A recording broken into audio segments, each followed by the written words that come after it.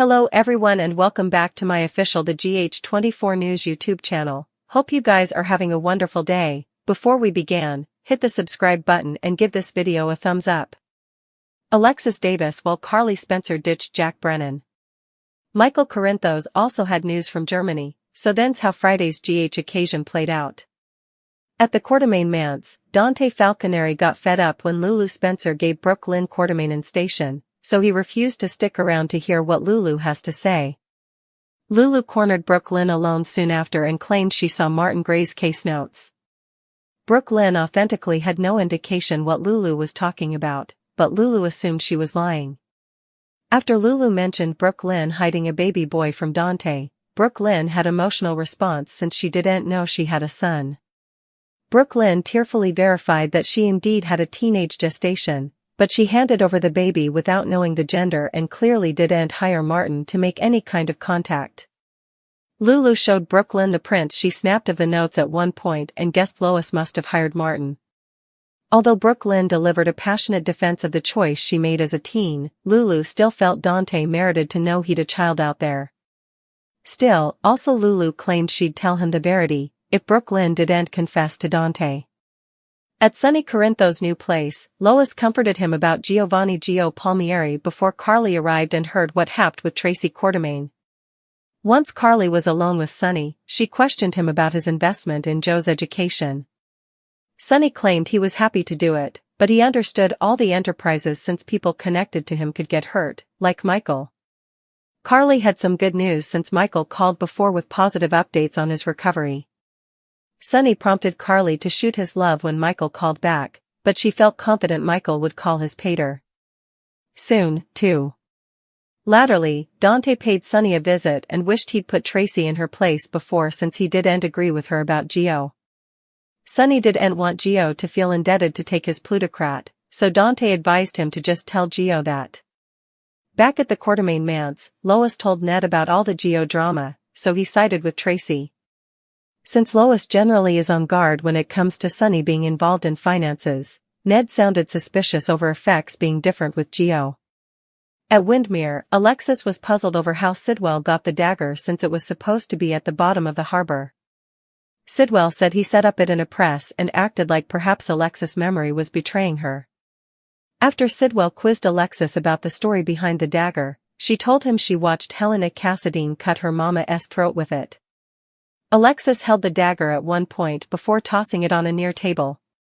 Since Alexis obviously didn't want the dagger, she left Sidwell to decide what he wanted to do with it and took off. Once Sidwell was alone, he precisely picked the dagger up with a cloth. It was egregious that Sidwell was trying to save Alexis' fingerprints and presumably set her up for a crime. At Jordan Ashford's place, she opened the door with a beauty mask on and was embarrassed when Isaiah Gannon saw it. Isaiah was amused and eventually made them lunch despite Jordan not having important in her fridge. Since it was stylish to keep their love on the down low while Jordan was playing all her Sidwell games, Isaiah suggested they could get to know each other intimately. There were some hot kisses between the brace, but Isaiah ruined the mood by trying to move Jordan to drop her plan. Jordan made it clear that she was doing this, but Isaiah could conclude out if he wanted. Outside Bobby's, Brennan got a progress report on Jocelyn Jacks over the phone. Brennan went outside moments laterally and tried to get his love with Carly back on track. Still, Carly just didn't suppose their lives were compatible and allowed. It was time to be honest about that. Brennan eventually admired Carly's decision and took off, but he looked pouty about it. Meanwhile, Jocelyn endured a training session with her WSB tutor, Vaughn. Vaughn teased Jocelyn about being a rich girl and quizzed her about her motives for joining the WSB. Since Jocelyn was interested in balancing the scales of justice, Vaughn acted like she should presumably walk out the door since she was too romantic for this job. Jocelyn refused to quit, so Vaughn played dirty and got the upper hand multiple times in a combat exercise. Still, Jocelyn ultimately struck a blow to Vaughn's groin and got him down on the bottom, which sounded to impress him. Jocelyn will keep working hard, so stick with us for further prognostications on her new chapter. John Lindstrom enters the Fairmont Crest Oil. Lindstrom will play Joey Armstrong, a shady summer house proprietor that hates it when people don't pay their debts. In fact, leading up to the day drama's premiere, Lindstrom suggested on social media that Joey can get relatively violent when someone owes him plutocrat. As suckers know, Dr. Doug McBride is dealing with enough bad gambling dependence.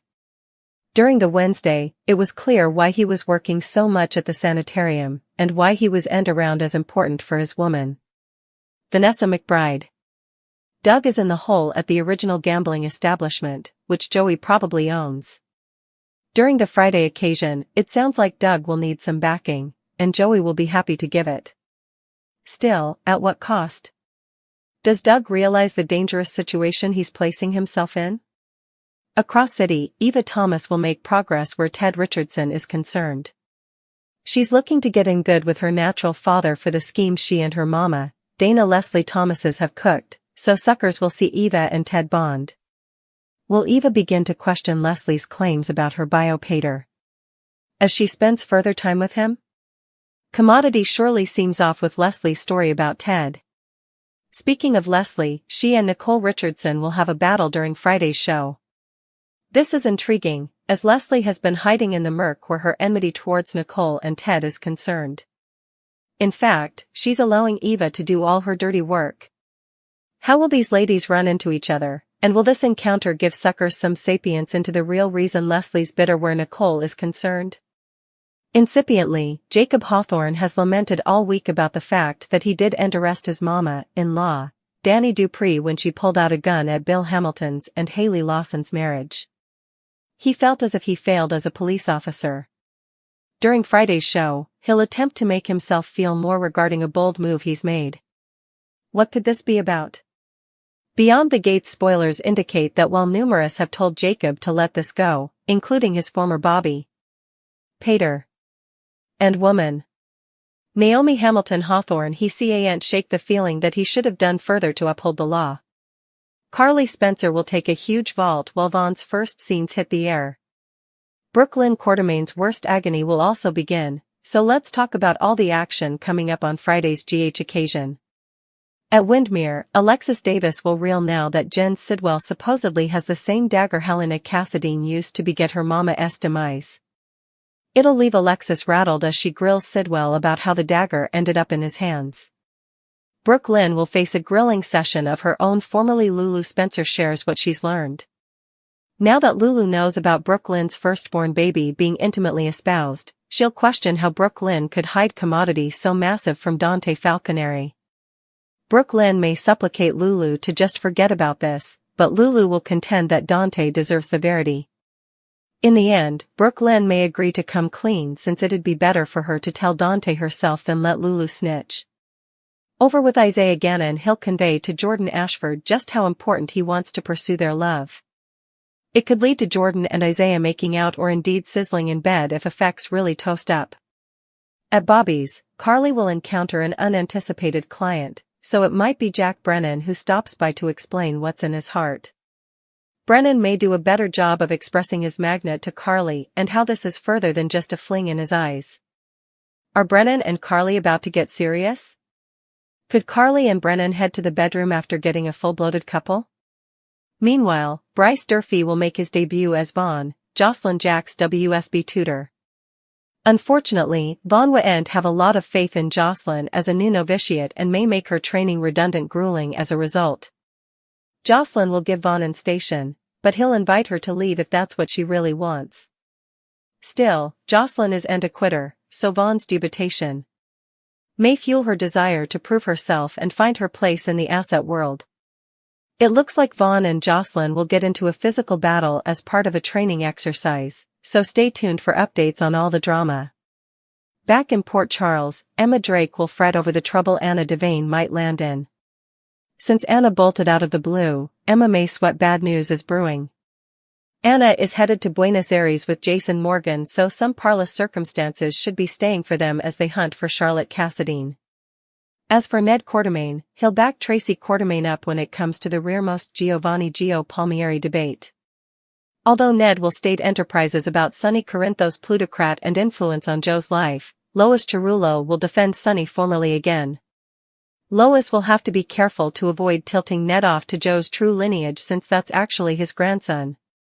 Sonny is Joe's grandpa as well, so Lois has helped make a mess that's only going to get messier from then. But Joey runs a summer house, which if you've ever been inside a summer house, you know that a summer house is kind of like what a bar is to an alcoholic, he continued. So, people can get into a lot of trouble around Joey, and Joey doesn't like trouble. He knows how to end trouble, but he doesn't like trouble. Formerly, we've seen that Vanessa's husband, Doug, has gotten himself into a bit of the forenamed trouble thanks to a gambling debt. Doug might be great at heart surgery, but he doesn't feel to have that same luck when it comes to cards. It's no surprise to see Lindstrom teaming up with Beyond the Gates administrative patron and showrunner Michelle Val Jean again after he praised her for being the most influential voice for his General Hospital character. Claire Labini threw Michelle the arm, and also she and I talked a lot about what ways Kevin could be discerned from Ryan, he explained to Soap Opera Digest. As latterly reported by Daytime Confidential, Michelle is an incredibly eloquent, well-read person. I suppose Kevin's syntax, the way he speaks, no way would have developed easily without her.